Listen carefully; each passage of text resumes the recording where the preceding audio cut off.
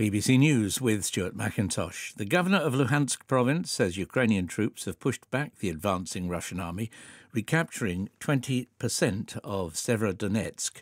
Serhiy Haidai said this put paid to speculations that the Russians were on the verge of taking the key eastern city. He said the invaders had lost a lot of troops and hardware.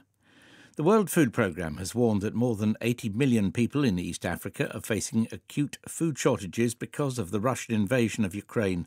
Russia's naval blockade of Ukrainian ports has been blamed in part for causing a serious fall in grain exports. Doctors in Sudan say a protester has been shot dead during demonstrations marking the third anniversary of the violent break-up of a sit-in by security forces. More than 120 people were killed in protests calling for civilian rule.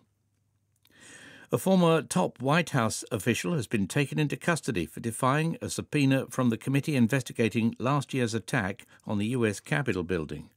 Peter Navarro is the second advisor to Donald Trump to be charged with contempt of Congress for refusing to cooperate with the inquiry.